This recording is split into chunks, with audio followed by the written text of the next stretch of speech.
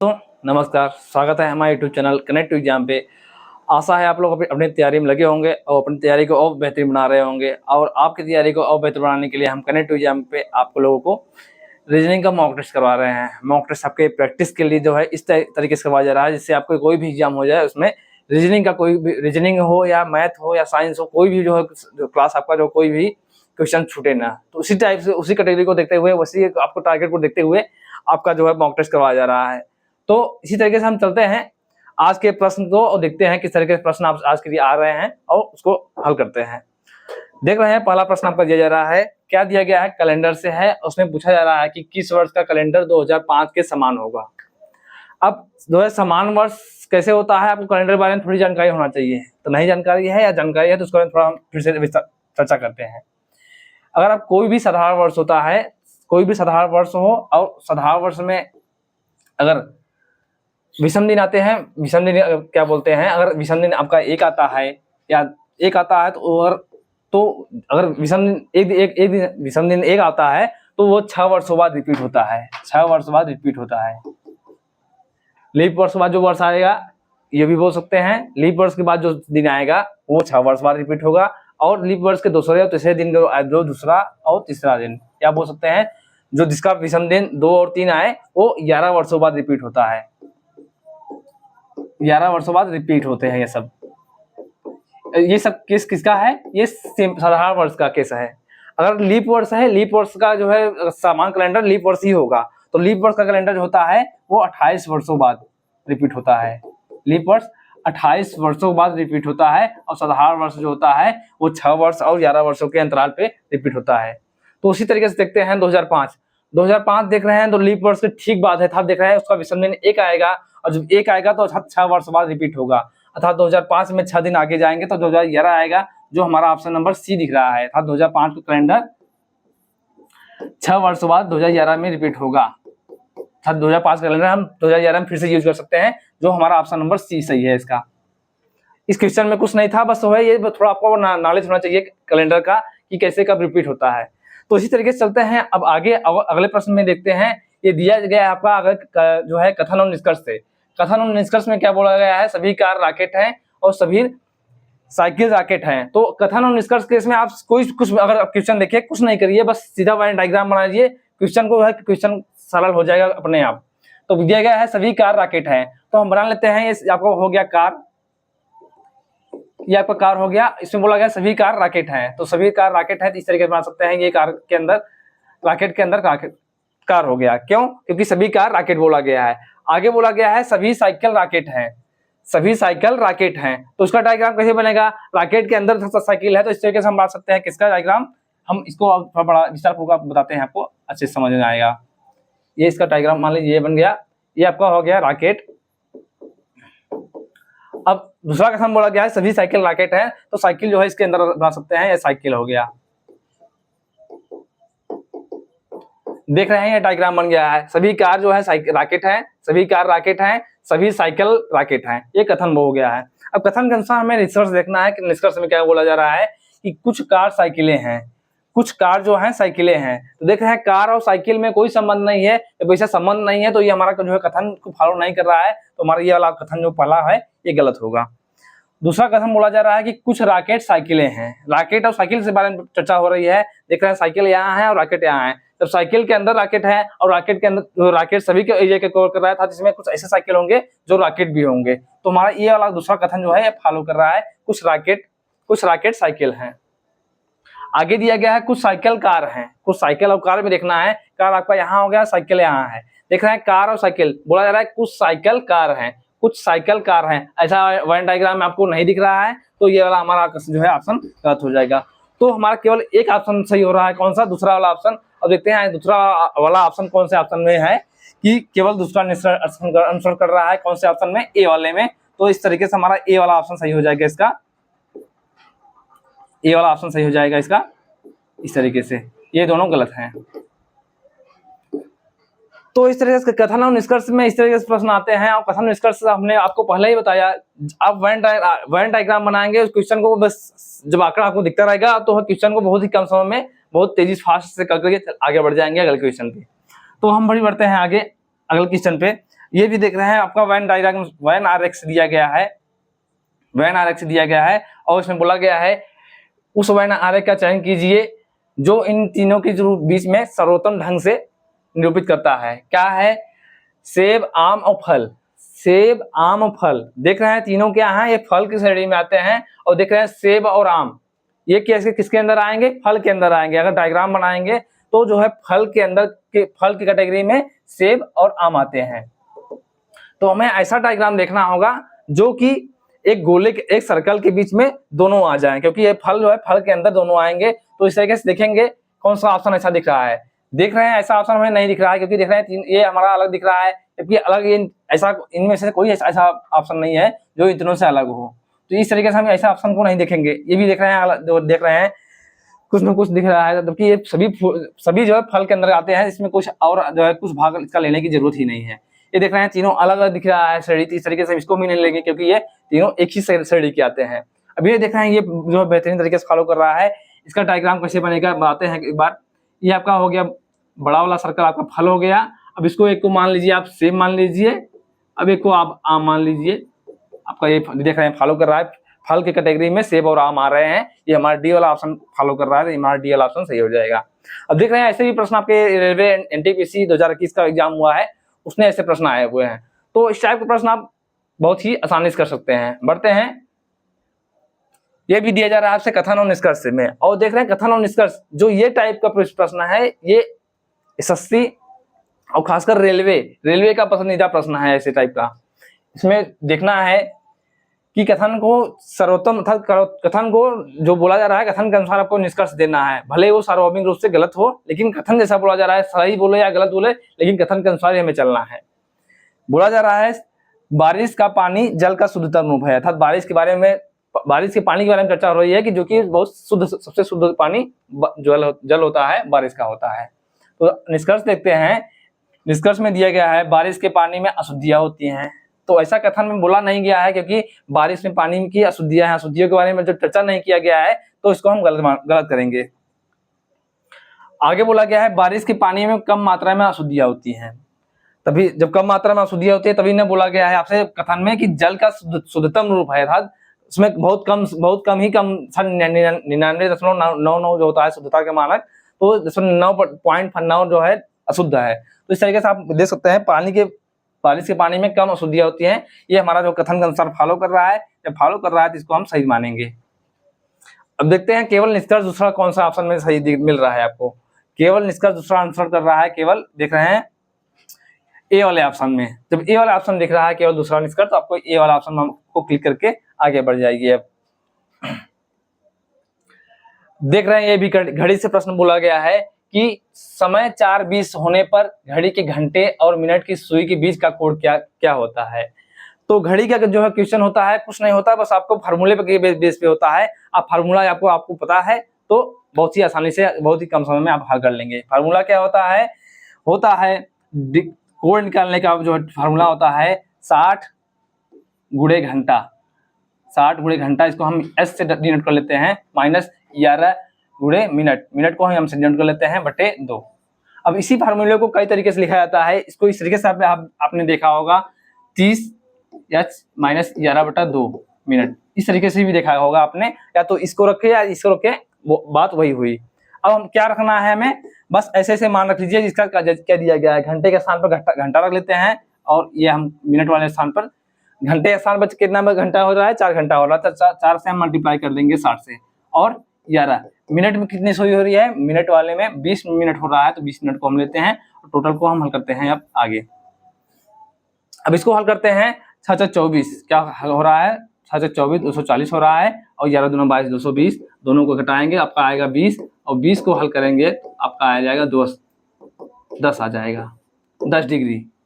अर्थात 4:20 पर घंटे और मिनट के बीच की सुई का कोण कितना हो रहा है, 10 डिग्री। तो 10 डिग्री देखते हैं हमें कौन सा ऑप्शन दिख रहा है, डी वाले ऑप्शन में। बस इसमें फार्मूला का कमाल था। आप बस अब इस फार्मूले को याद रख लीजिए, नोट कर लीजिए, आपके एग्जाम में बहुत ही हेल्पफुल होने वाला है ये फार्मूला। अब बढ़ते हैं आगे। देख रहे हैं ये आपको प्रश्न दिया गया है, ये देख रहे हैं ऐसा प्रश्न, सेम ऐसा प्रश्न आपको यूपीपी के एग्जाम, जो यूपीपी के एग्जाम हुआ उसमें पूछा गया था। क्या है इसमें, आपको आकृति पूछ रहा है कि कितनी आकृति, इसमें कितने घन बन रहे हैं। तो वैसे आकृति के लिए आप कुछ थोड़ा, अगर आप क्वेश्चन देख रहे हैं तो क्वेश्चन में आप कुछ नहीं कराना, बस देख रहे हैं कितने घन बनना है, अब उसको काउंट करना है। काउंट करते हैं, देख रहे हैं हम यहाँ से देख रहे हैं, अगर इसको इस तरीके से देखेंगे तो देख रहे हैं 1 2 3 4, 4 भाग आपको दिख रहा है इस तरह से, तो 4 आपके इधर हो गए हैं। बाकी देख रहे हैं इधर वाले ऊपर देख रहे हैं कितने हो रहे हैं, ऊपर 1 2 3, 3 भाग दिख रहे हैं, तो इसको कर लेते हैं, 4 हो गया, 3 हो गया, और सबसे ऊपर देख रहे हैं 1 हो रहा है, तो इसको भी काउंट कर लेते हैं। अब इस तरफ देखते हैं क्या हो रहा है, देख रहा है ये वाला 1 यहाँ दिख रहा है आपको, 1 यहाँ दिख रहा है, 1 यहाँ, बाकी 3 सतह दिख रहा है, तो 3 को हम काउंट करेंगे इसको भी। और उसके बाद देख रहे हैं 1 यहाँ बच रहा है, इसको भी हम काउंट कर लेते हैं। देख रहे हैं सभी पर ये चिन्ह लग गया, सभी को हमने काउंट कर लिया, बस इसी का हमें योगफल करना है, कितना हो रहा है इसका योगफल। तो 4 3 7 1 8, 8 4 12, क्या हो रहा है, 4 4 12, 12 टोटल घनों की संख्या इसमें आपको दिख रही है, तो टोटल 12 इसमें घनों की संख्या क्या होगा, 12। ऑप्शन देखते हैं 12 हमें दिख रहा है कि नहीं। देख रहे हैं आपको कंफ्यूज करने के लिए 11 12 13 14 सभी कंफ्यूज कर रहे हैं, कंफ्यूज करने के लिए आपको दिया जा रहा है, तो आप कंफ्यूज ना होइएगा, बस आपको जितने घन दिख रहे हैं बस उसी को काउंट कर लीजिए।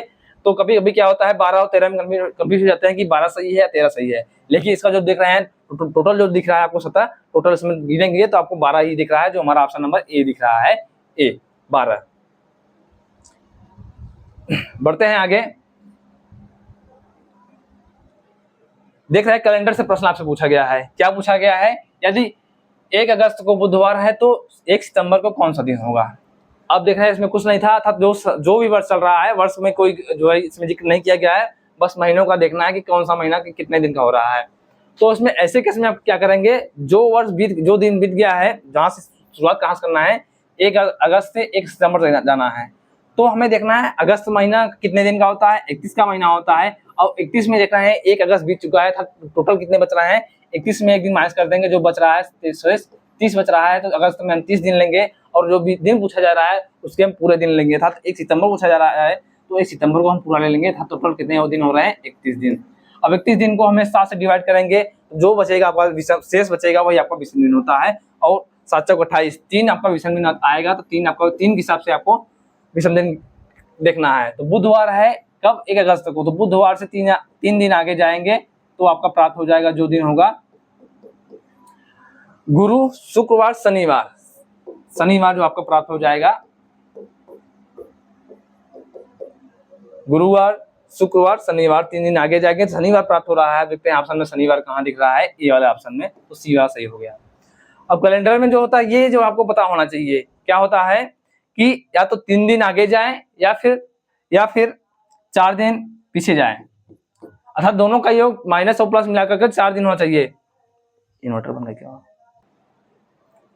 तो आपको पता होना चाहिए कि ये या तो 3 दिन आगे जाएं या 4 दिन पीछे जाएं, अर्थात दोनों का योग माइनस और प्लस मिलाकर के 7 होना चाहिए। देख रहे हैं 3 और 4 मिलाकर 7 हो जाएगा, तो हम 3 दिन आगे जाएंगे तो भी शनिवार प्राप्त होगा, और 4 दिन पीछे जाएंगे तो भी हमें दिन वही समान प्राप्त होगा, तो इसका ऑप्शन नंबर ए सही है।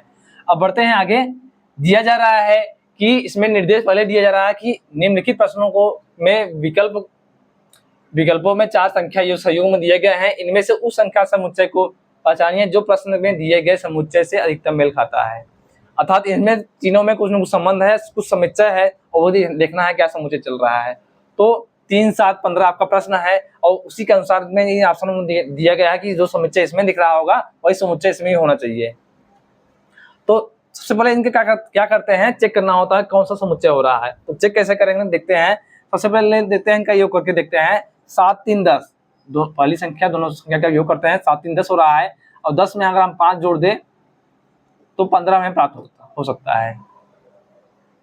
तो देखते हैं, ऐसा हमें ऑप्शन से भी चेक करना होगा। तो ऐसा हमें देखते हैं ऑप्शन में सर को मिल रहा है क्या, 6 2 8, 8 5 13, ये नहीं मैच कर रहा है। 8 4 12, 12 5 17, ये भी नहीं मैच कर रहा है। 9 5 14, 14 5 19, ये भी नहीं मैच कर रहा है। 12 7 19, 19 5 24। देख रहे हैं ये जो कोई पैटर्न नहीं फॉलो कर रहा था, तो ये पैटर्न जो हमने चेक किया ये फॉलो नहीं कर रहा है, तो इसको हम गलत मानेंगे। अब क्या करते हैं, दोनों का अंतर देखते हैं क्या हो रहा है। 3 और 7 का बीच अंतर देख रहे हैं, -4 की वृद्धि प्लस 4 की वृद्धि हो रही है, +4 की वृद्धि हो रही है 3 और 7 के बीच में। और 7 और 15 के बीच में देख रहे हैं 8 की वृद्धि हो रही है, 7 8 15, तो देख रहे हैं क्या चल रहा है, पहले वाले में 4 का अंतर है, दूसरे में 8 का अंतर है। और देखते हैं ऐसा अंतर हमें कौन सा ऑप्शन दिख रहा है, तो पैटर्न चेक करते हैं।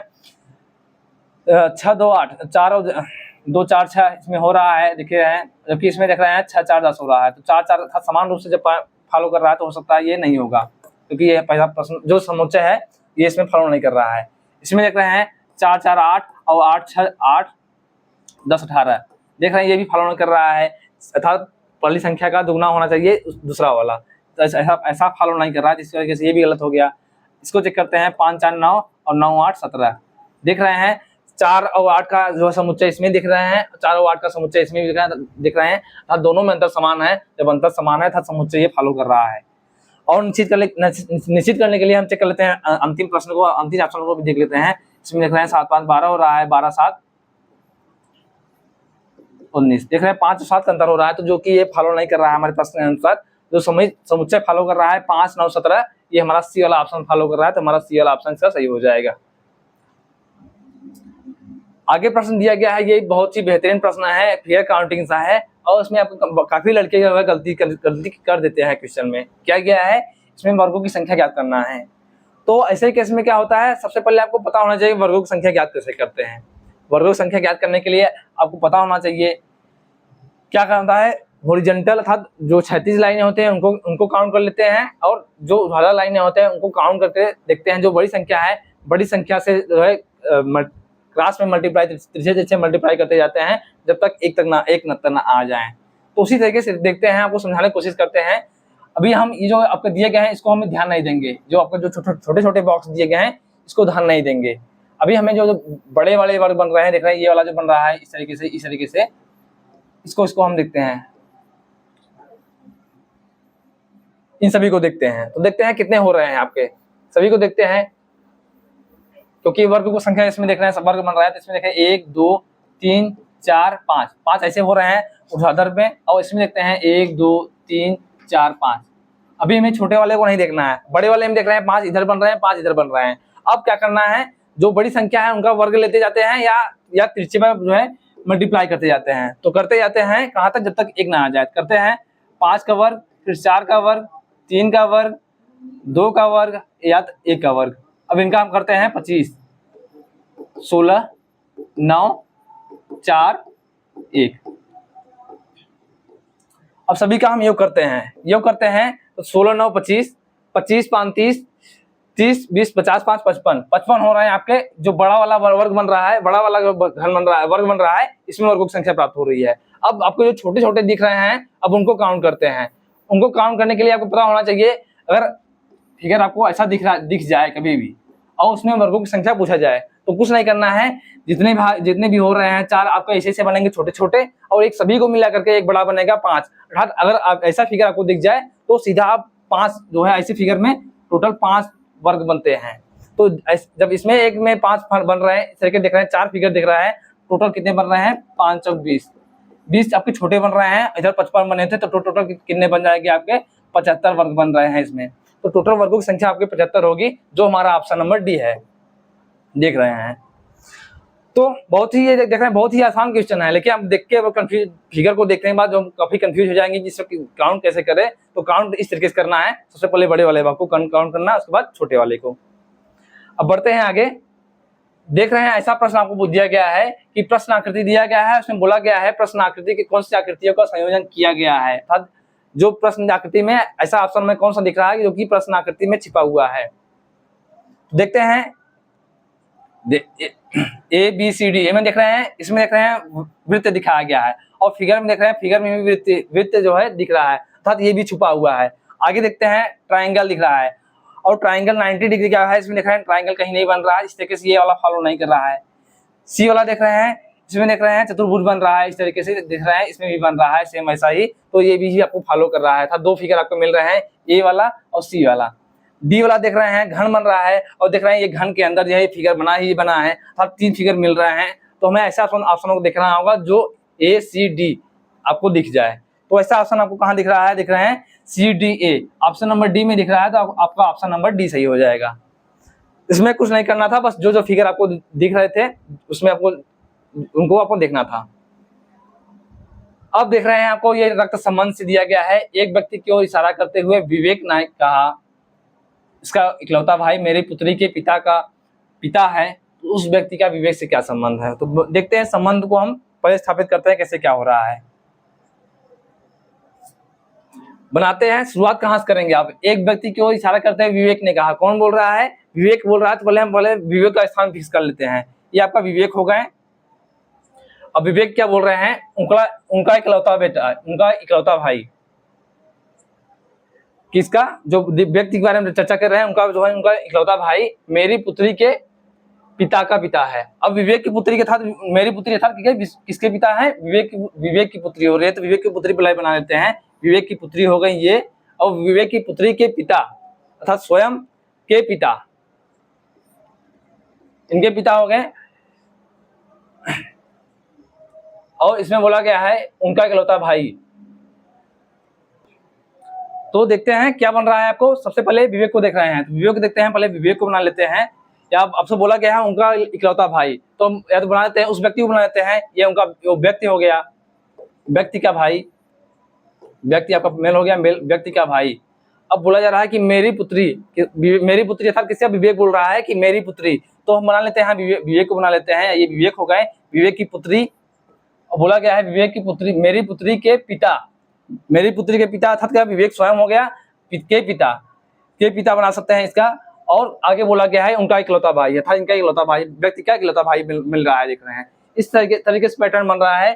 देख रहे हैं व्यक्ति का जो भाई विवेक के पुत्री के पिता का भाई बन रहा, पिता के पिता बन रहा हो रहा है, इस तरह के संबंध बन रहा है, डायग्राम बन रहा है।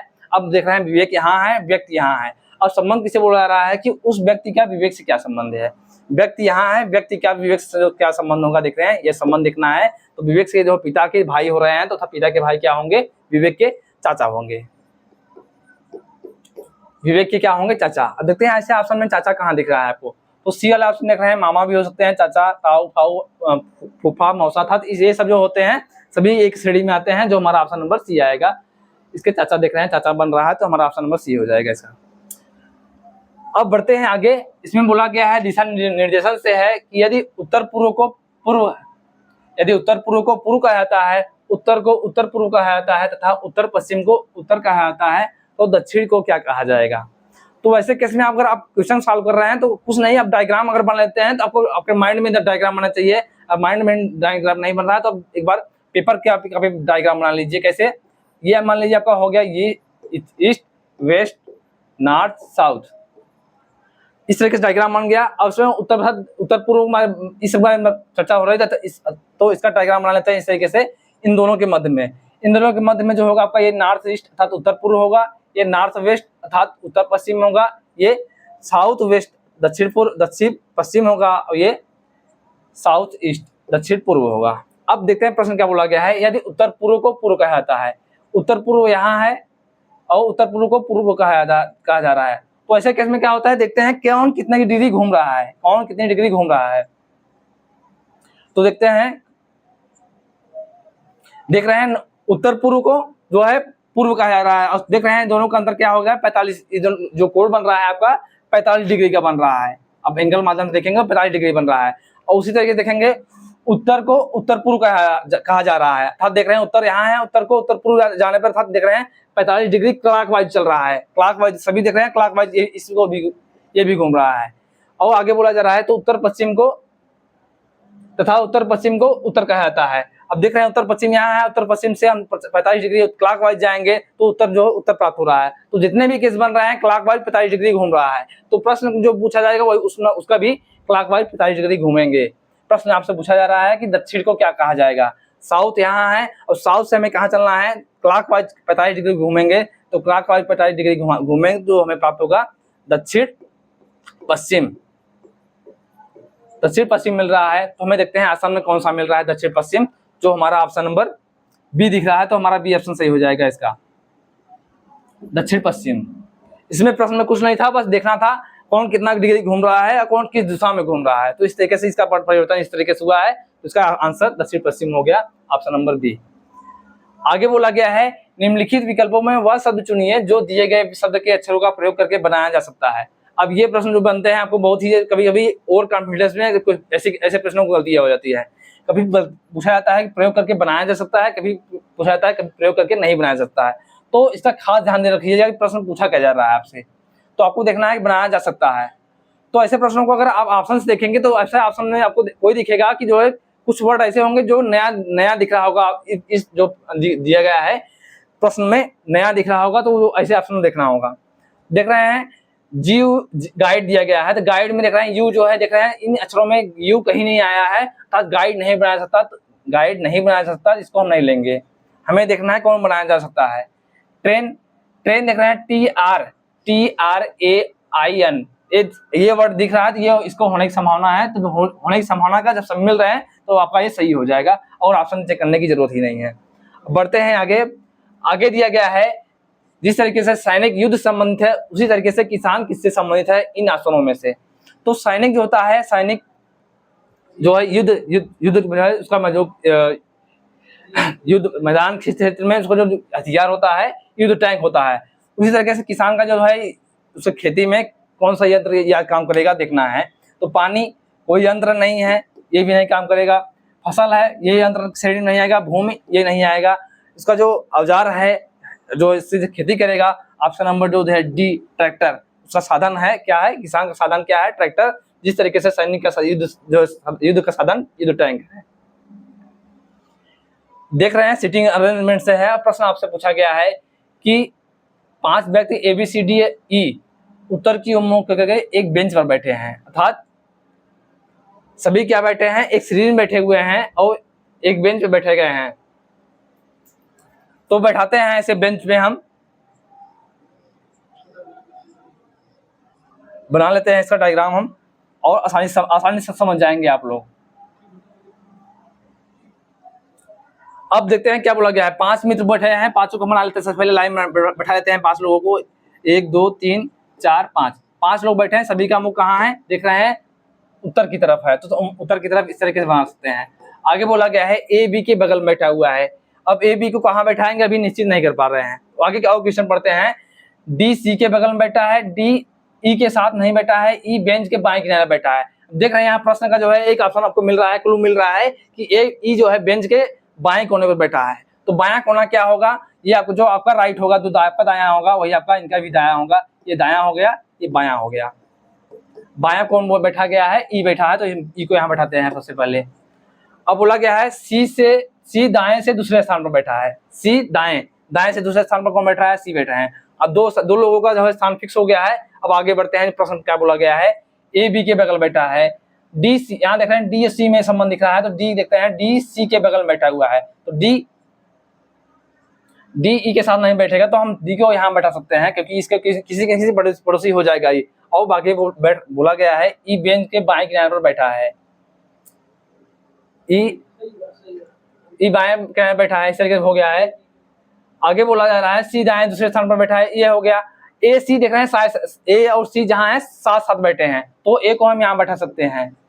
आगे देख रहे हैं ए बी के बगल बैठा हुआ है, ए बी के बगल बैठा है, तो जब ए यहाँ बैठेगा तो इसका बगल में कौन हो जाएगा, बी हो जाएगा। जो आपका बैठा सिर्फ इस तरीके से बैठे हैं ई बी ए सी डी। अब प्रश्न क्या बोला जा रहा है कि बेंच के बीच में कौन बैठा है। तो बेंच के बीच में कौन आ रहा है, देख रहे हैं ये देख रहे हैं ए जो ऐसा है, इसके पहले 2 हैं उसके बाद में 2 हैं, तब बीच में कौन हो रहा है, ए। और हमारा ऑप्शन नंबर ए, इसका जो देखते हैं ऑप्शन कौन सा दिख रहा है, ए। पहला ऑप्शन में आपको ए दिख रहा है, तो आपका ऑप्शन नंबर ए ही सत्य हो जाएगा। बीच में कौन बैठा है, ए बैठा है। तो आज का ये प्रश्न था, 15 क्वेश्चन थे आपके एग्जाम के लिए जो है एग्जाम का जो पैटर्न चल रहा है, तो पैटर्न के हिसाब से जो क्वेश्चन दिए गए हैं। तो आप लोग ऐसे ही हमारे चैनल कनेक्ट एग्जाम से लगातार ऐसे जुड़े रहिए और लोगों से लगातार शेयर करते रहिए। मिलते रहेंगे आपके साथ, ऐसे आप लोग साथ आप सपोर्ट बनाए रखें। मिलते हैं अगली क्लास में अगले दिन। धन्यवाद।